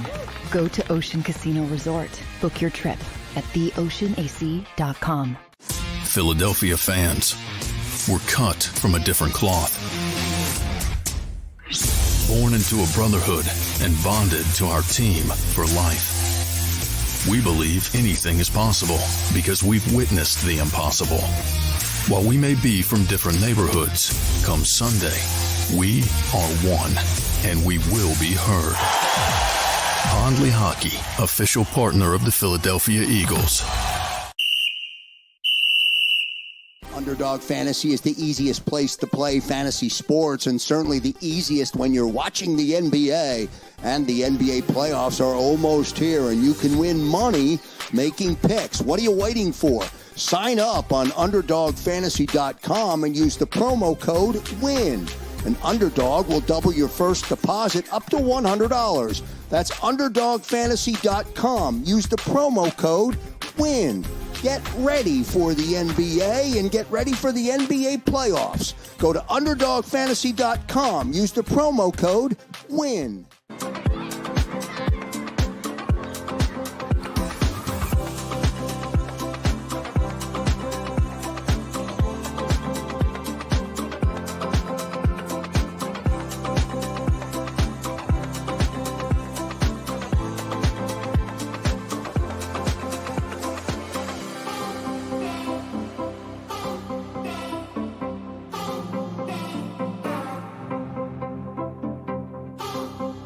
Go for the win.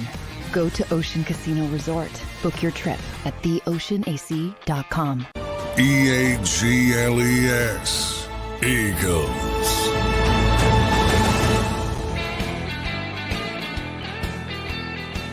John McMullen and Jody McDonald here with you on Birds 365. The day after Jason Kelce became an ex-Eagle. He'll be an Eagle forever in the hearts of Eagle fans and all of Philadelphia as far as I'm concerned. But he will not be out there on the field. The familiar number 62 will not be snapping the ball to Jalen Hurts next year. He walks away on top as a first-team All-Pro player. He's going to be missed both on the field and off the field. And we were just talking about on the field and Kim Jurgens and what they're going to do off the field. Leadership in the clubhouse is going to have to be a shared responsibility. That's going to fall on a lot of different shoulders coming up in this 2024 season. All right. Are we ready to give Bob Groats a try? He's there. He tightened up his shot so as to not show off his members only jacket. What is like that, Chad? No, that's not. Hey, I tried members only once, and it didn't work out. Yeah, you're not a member. That's no, why I was too young. I was too young. You gotta be. I hate to disagree so early in your show, but do you really think Jason Kelce has played his last snap? Yeah, well, that's where we're getting at. Bob Groats, you guy, got him back already. Jody, you won't see him in the locker room. He'll be in that locker room more than the rest of the offensive linemen. He might be in a cafeteria, but I don't think. No, he's going to be. Hey, you are not. It took the guy, John. What did it take him? Like 35 minutes to say that he didn't get retired? He didn't get to. He was actually retired till about 35 minutes in. He's still conflicted, and if somebody gets hurt next year, guess what?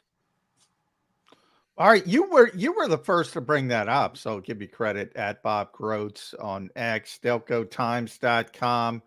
A lasting goodbye by the Eagles, Jason Kelce, or was it? You already got Jason Kelce coming back. You're giving the people some hope. You found a conflicted guy. He's still healthy. He still has been able to play at a reasonably high level. Last year wasn't his greatest season, but it was good. And just to walk away from it, I don't know that he could do 17 games, but if somebody comes calling, guess what? This guy, I mean, now do you think he would play? Whoa!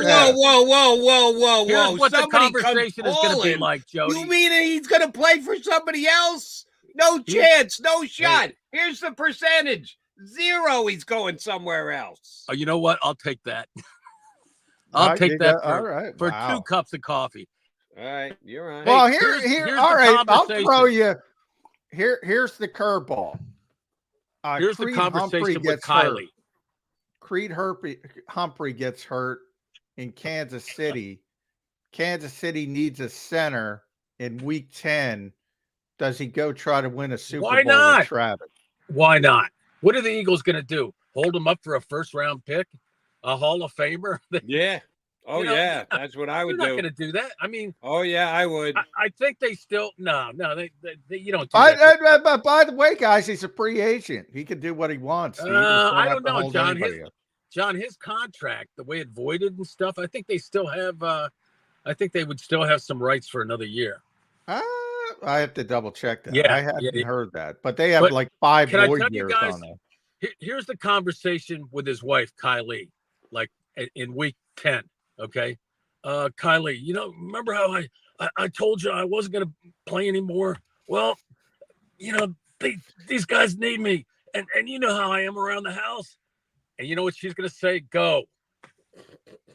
That's possible. Go. But the girls might not say that. He's got to run it by those little girls too. And they Now, might not say, by "Go ahead, the way, Daddy, get out." no, I don't believe Jason Kelce's playing for anybody else. I think he's done. But I did find it interesting when I read Bob's column. I said, I had not thought of that. So I give him credit for finding an angle I wasn't even thinking about.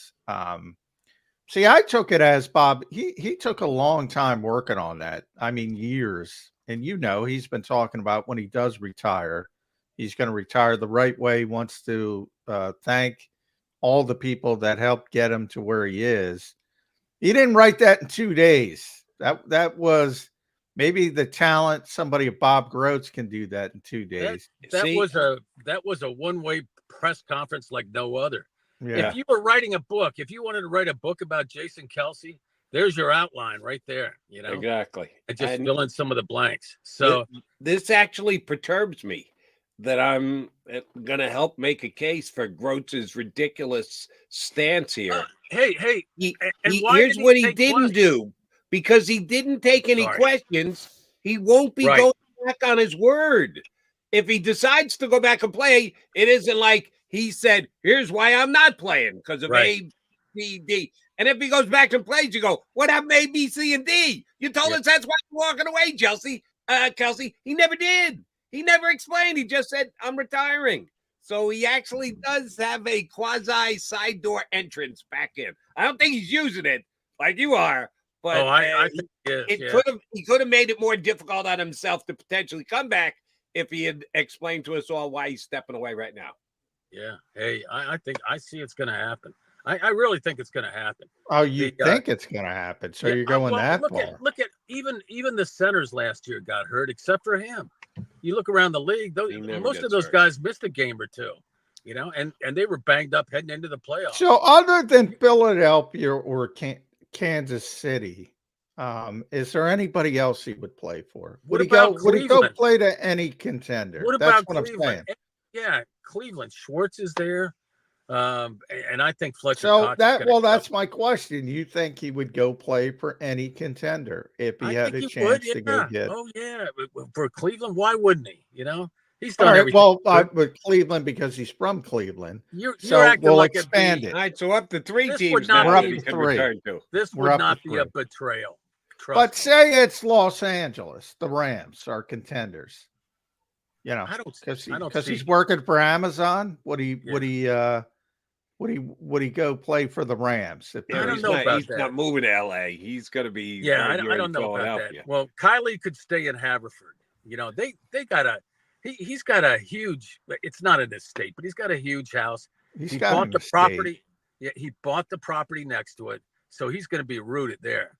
But as we all know, you get on what is it, Frontier or Spirit, whatever it is, Yeah, no, you don't want to. I'm guessing Jason Kelce won't be flying Frontier. I think he'll have a little higher accommodation. He's on Air Swift right now. Can I tell you guys though that the seats on Spirit are about they're like folding chairs in the air. They're like park benches. Yeah.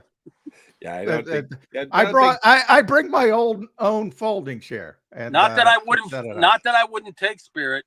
I mean, I've taken it. Yeah. Oh yeah. You got to. You got to do what you got to do when you want to get home. All right. I'm going to use a reference here that I know these 3 gentlemen, me, John, and Bob will get because we're of a certain age. I'm going to give you a chance to be your choice, Bob Groats, either Siskel or Ebert. You get my drift here? You know what I'm talking about here? Yeah. Siskel and Ebert? I think they both passed away. Is that what you're saying? No.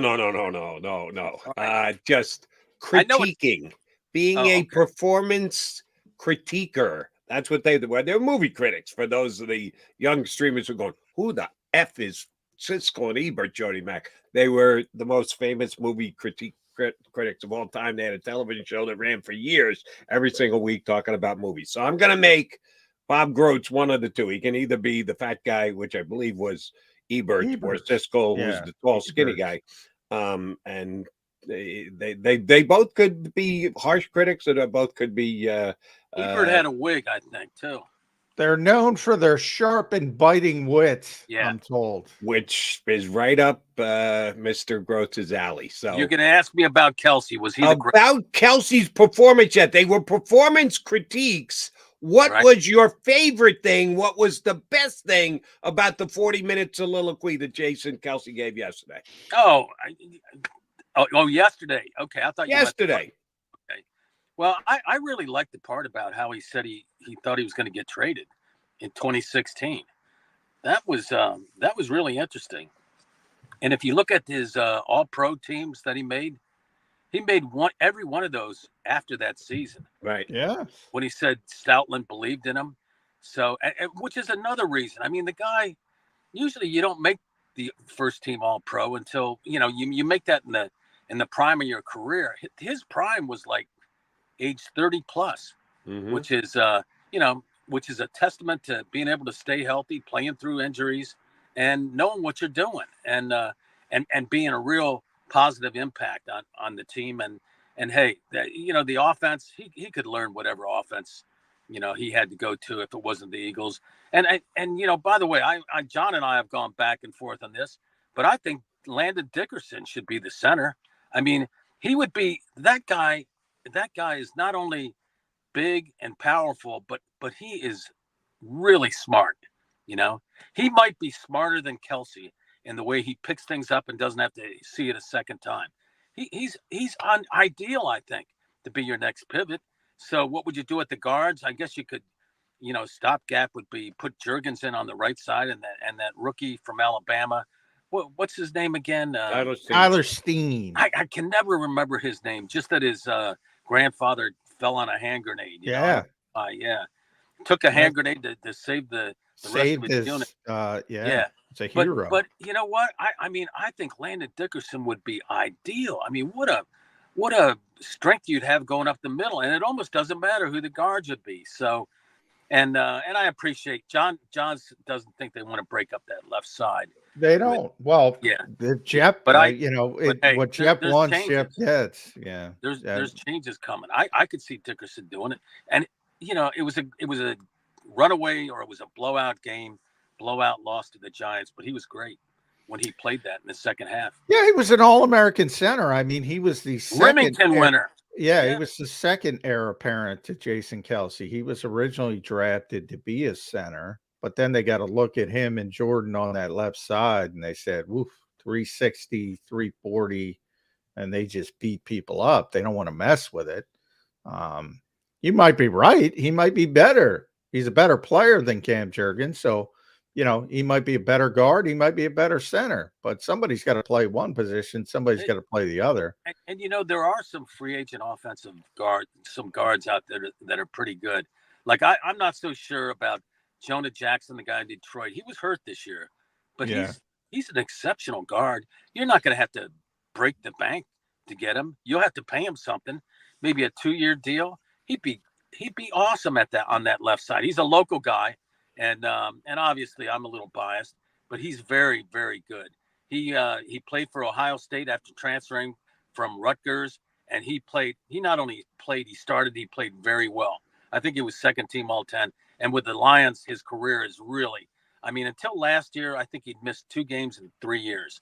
So, you could go that direction too. Putting him at left guard next to Mailata would like that. They've done it in the past with Brandon Brooks. They spent money, but boy, I think he's still going to get a decent amount.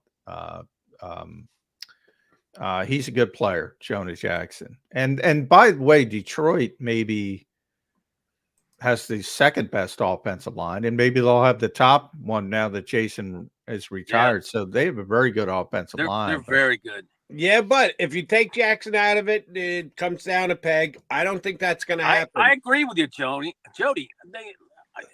When he didn't play this past year, their record when the starting lineup wasn't intact, and mostly it was him. They were like 4 and 5. When he was in the lineup, they were 6 and 2. So, and that, so you're right. They will drop a peg, but they're still going to be very good. So I'm suggesting they're going to end up keeping him and paying him what they need to keep him, which could free up another Detroit Lion. And I know it's not his number one position, not his natural position, but he's played it. What would you think about a Big V reunion? I think he's pretty banged up. Yeah. I love it because I get to say Halapuli Bati Baitai. Yeah. I love it. You know, they can bring him in, be a backup guard, right, John? He's a flexible guy, plays all over the line. Yeah, he's a natural tackle. Yeah. Natural right tackle. He'll be available, I think, for sure. He hasn't been able to stay healthy though. So I don't know. And he was healthy, which is ironic in that his whole time in Philly, he was healthy. So nobody knows Philly better than you, Bob. Well, and I've thrown this name out there because he's a good player, and we all know. Look, the Eagles. A lot of Eagles fans want the Eagles to draft Jeremiah Trotter Jr. because his dad was here. Trade for Asante Samuel Jr. John Runyon Jr. is a free agent. He started for Green Bay. He's only 26. He's not going to be super expensive. He's a pretty good player. He's not his dad, but he's a pretty good player. Why not John Runyon? He's got some versatility too. He can play the pivot if you need him to. He did that for Green Bay. Yeah. There's some options. There's definitely options. And to me, I say the best move they could make is with Kelce not coming back at least the first half, maybe the whole season. Who knows? Maybe. But I don't think Kelce's played his last game. But I still think the best option He's right clinging now. to this, man. Doubling down. I love it. If it happens, I think if it happens, Bob Groats, I'm not going to be able to give you enough credit because you are a man on an island right now. Is there anyone else out there going, Jason Kelce, he might not be done yet, except Bob Groats? I don't think so. And it took him like 3 years. 3 years of saying, I don't know what I want to do. That's true. And That's then true. 40 minutes of a press conference before he said it. I mean, it can't just be me. This guy loves football. I didn't think of it. I gave you credit. It's you, Bob. Oh, you're no. Here's where I see the sliver. Here's where I see the sliver. Unlike you're with Cleveland, you're with Kansas City. If the Eagles are a Super Bowl team and they're 10-1, and Cam gets hurt, and the backup center isn't good enough, and they say, "Hey, Jason, you want to come back and ride with us?" As they said with Vic Fangio when they made him a consultant, you want to ride with us and win another one? Little sliver. I don't think he'd play anywhere else. I don't. I think it would be more likely at that point they'd be 7-4. Yeah, that's another thing. I don't see that happening. And that's why I say it's a tiny sliver because I don't think they're Super Bowl. Absolutely. That would have something to do with it. And if they're like 4-7, he's not coming. He's not coming. Right. No. Right. No. Yeah, but see, that is one thing he did cover yesterday. One of the things I always wanted to be able to say was I only played for one team in my entire career in the National Football League. If he goes and plays in Cleveland, that's not one team, that's two. So I'm with John. If he's playing anywhere, it's got to be here in Philadelphia. That was just a slip. Yeah, a slip. Okay. But wouldn't you? I mean, these questions should have been asked to him. But would have been nice. Would have been nice to get some questions. Yeah. Yeah, I respect his. That's the way he wanted to do it. It's his retirement, and so that's where we are. Very emotional guy. Yeah, I had the over-under with weeping at 2 minutes. I lost that before the speech started. You got buried. Yeah. Hey, Jody, I got some great shots at the back of John's head. I was sitting. Really? You're in the row behind McMullen? Some video. Yeah, he cannot sit still. No, I can't. He's a mover and a shaker. Well, I was trying. I was trying. He's a shaker. That's why he's a serious coffee spiller. Because I spilled coffee once. That's not serious. I was trying to get pictures of Travis because he was weeping. So Yeah. that's why I was squirming. I was trying to get a better angle. Yeah. Yeah, that was a somber moment for the Kelce family. And Jody, I tell you, the whole time I was there, I was waiting for Taylor Swift to come in from Japan or something. Yeah. Singapore. She was in Singapore. Singapore? Okay. Yeah. Crazy Rich Asians. Don't know. Joe, I got mad at Jody yesterday because Jody said Taylor Swift. Who knows? Taylor Swift might be there. I forget what he said. I said, don't. Do not say that, because those people would show up. It would be a zoo, traffic wise. The Swifties, whatever they're called. So John had to go to TMZ and just make sure that she was nowhere to be found in the country. And luckily, she was halfway around the world. So God bless her concert schedule. And I said earlier on the show, Bob, in the showdown of all showdown, Super Bowl, Travis got the better of Jason. I think Jason's had the better career. I think he's a lock, Hall of Famer. Yeah. They both are, as a matter of fact. But in post-career, I'm not sure who's going to have the better post-career, Jason broadcasting or Travis as a roadie. Now, hanging with Taylor Swift is not a bad gig.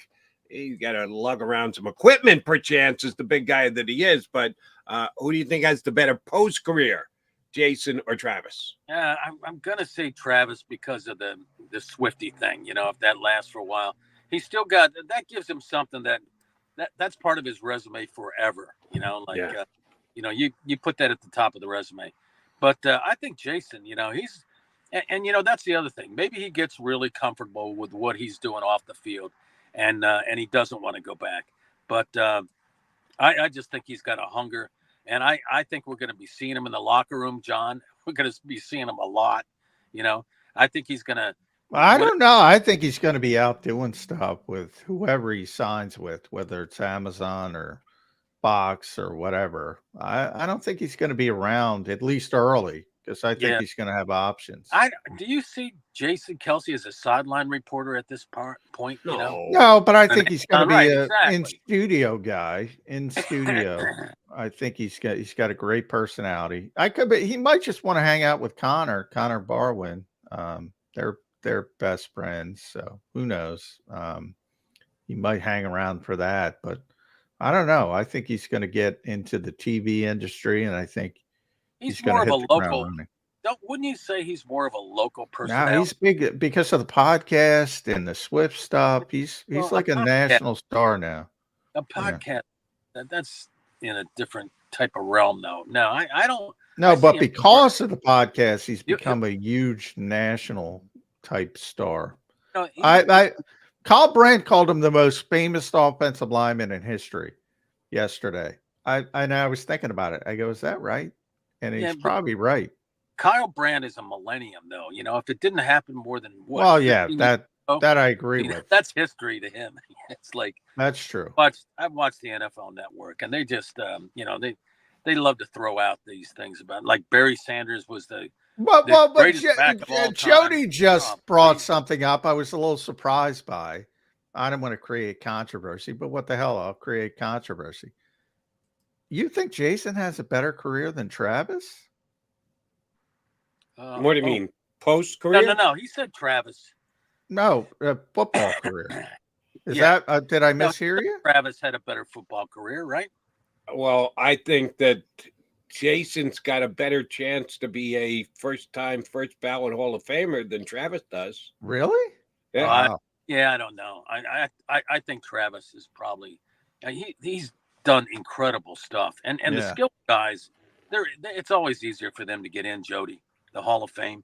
But I think they're both gonna, Yeah, I think they're both Hall of Famers, but I think Travis is. What are we? 3 Super Bowls now? I don't know. He's already made an all-decade team. He's got to be at 10 Pro Bowls. He's got to be at 7, 8 All Pros. Yeah, but by the time he's eligible for the Hall of Fame, he's going to be Mr. Well, that's probably Swift. True, but that could play against him. Taylor leaves him. He leaves Taylor. The breakup's going to be ugly, Bob. You know it. You know it, Groats. When Kelce and Swift break up, it's going to be ugly. Yeah. What's that song? We will never, ever, ever be back together. I knew Bob was a Swiftie. I knew it. I knew it. I heard this. My girlfriend's daughter loved Taylor Swift. I'm telling you. And I got to admit, I like listening to some of that music too. You know, when I heard it. You like to shake it off. You like to shake it off. That's my only Taylor Swift song. She is talented. You won't see me driving around though in my car doing interviews with that playing in the background though. You won't hear that. You're not standing online with I'm not there with Devin Caney and Breland Moore for the Lincoln Financial Field concert. Not yet. Yeah. Not yet. Not yet, ever. Baby. Not ever. Prince of Darkness, we love whenever you join us.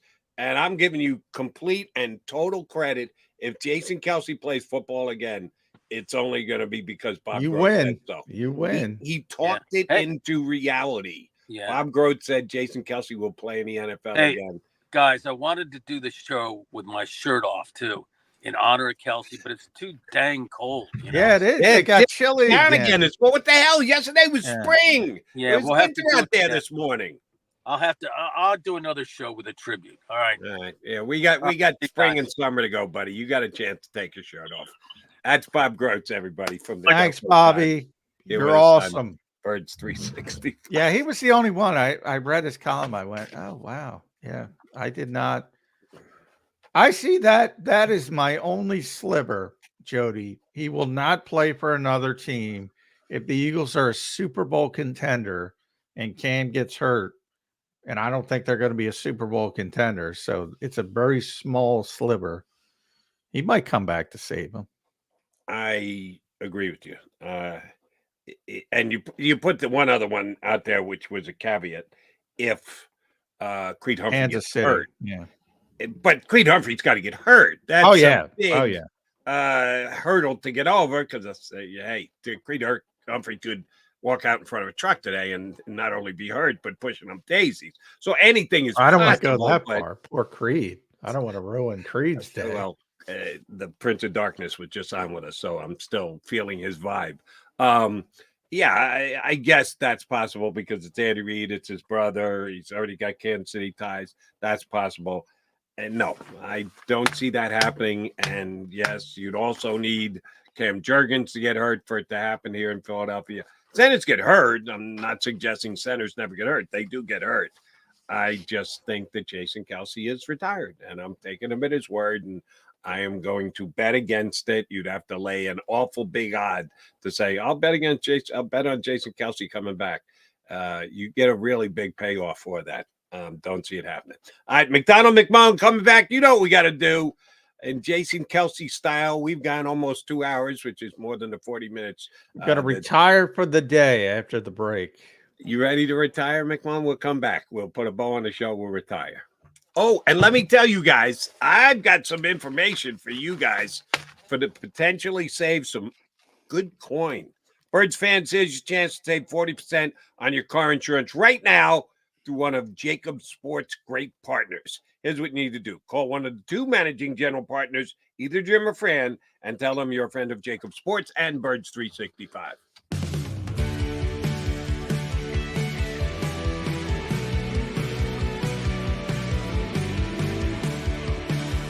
My name is Fran Salerno. I'm a managing director here at Del Valle Insurance Group. Been in the business for over 36 years, saving people money on their insurance needs. Give us a call. Let us help you custom design an insurance plan that meets both your needs and budget.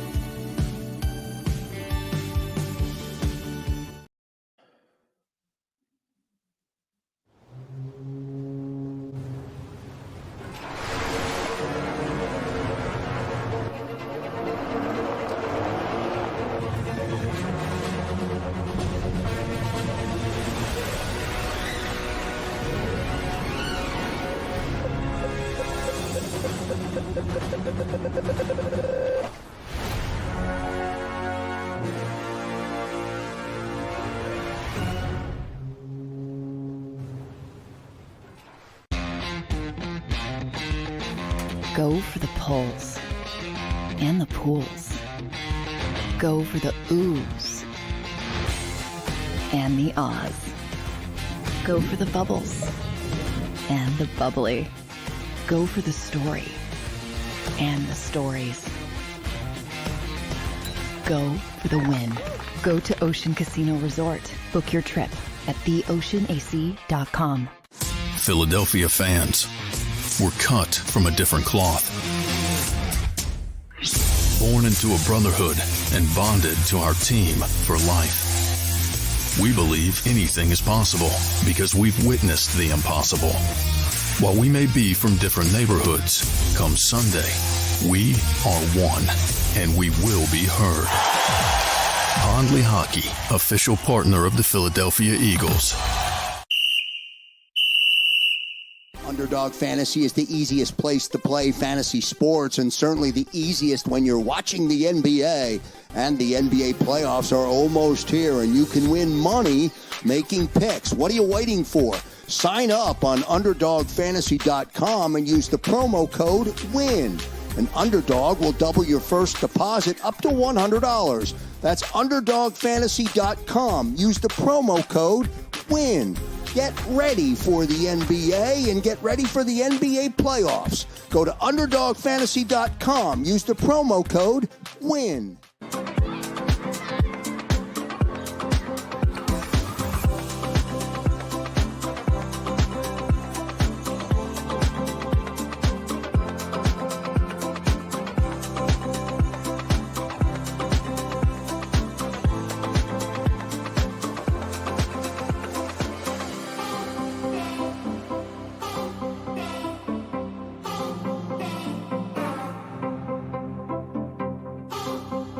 Go for the win. Go to Ocean Casino Resort. Book your trip at theoceanac.com. EAGLES. Eagles.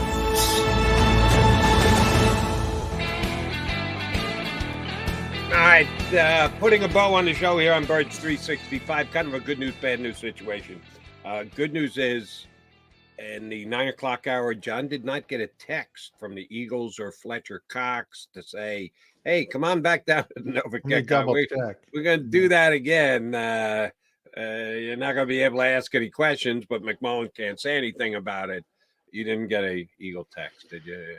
No, I did get a Jets info. Expected to release tight end CJ Uzama. So some Jets news for you. He was underwhelming, maybe because I had higher expectations for him this year. Jets have some good tight ends, though. I like Conklin. They do. I like the young kid. I forget his name. They drafted a couple of years ago. It's escaping me. Yeah, they're not going to shed a tear over CJ Uzama. And I care and you care, but no one else watching Birds 365 right now does. So we don't need to talk about that. We hopefully dodge a bullet. No Fletcher Cox retirement party tomorrow. What we will have here on Birds 365 today, we had two poignant yet reserved guests. I would call both Tommy Lawler and Bob Groats poignant and reserved. Tomorrow, two excitable boys, Mike Gill and Hunter Brody. So the tempo of the show should be a little bit different with the two guests we've got on tomorrow. So you're still waiting. You got that phone in hand. You're waiting for that text to say, yeah, you got to always. I think with Fletch, it might be more of a waiting game, but we shall see. Yeah, but we got 7 days till the new year kicks in, John. He's going to go past that. He's going to make the Eagles wait till after free agency starts. Yeah, because I don't think, I think with Jeremy Fowler, Mr. Know-It-All, said this week Fletch is going to retire. He's going to drag it out, and he said it. He did it ahead of time. Well, a lot of us have said Fletch is going to. It's leaning towards he's going to retire, but Jeremy also said at some point this offseason, I think he's still weighing whether he wants to play somewhere else, if it's worth it to him, what the numbers are going to be if he can play somewhere. Is somebody willing to go to 10 million again? And I think he would have to seriously consider. That's Pittsburgh, the Jets, some of the teams he was talking to last year. Groats just kind of breezed past that. He thinks a reunion with Schwartz out in Cleveland for Fletcher. Well, yeah, Cleveland. He loves Jim Schwartz, no doubt about that. it's time. They have to replace at least Darius Smith. I know is a free agent. I think they have one more. I think they signed Dalvin Tomlinson last year. So I don't know if there's room out there, but they had a great year on the defensive line. That's no coincidence. Now, helps when you have Myles Garrett, but it helps everything. It helps when you have Jim Schwartz as well, because he builds his defenses around the defensive line. No doubt about that. All right, brother. I'll be back here tomorrow, 22 hours from now. I'm in. You good? Yeah, I'm retiring for the day, but then I will unretire and I will be back tomorrow. We'll lace them up and give it another go right here on Birds 365 and 2 and 2. You've been listening to Birds 365, the destination for the passionate Eagles football fan who bleeds green. If it's Eagles football, we're talking about it. Debate inside the locker room and guests that are some of the greatest football minds from around the region. We hope you enjoyed the show. We know we had a blast. Make sure to like, comment, and subscribe, and we'll be back soon. But in the meantime, hook up with us on social media at JAKIB Sports. See you next time on Birds 365.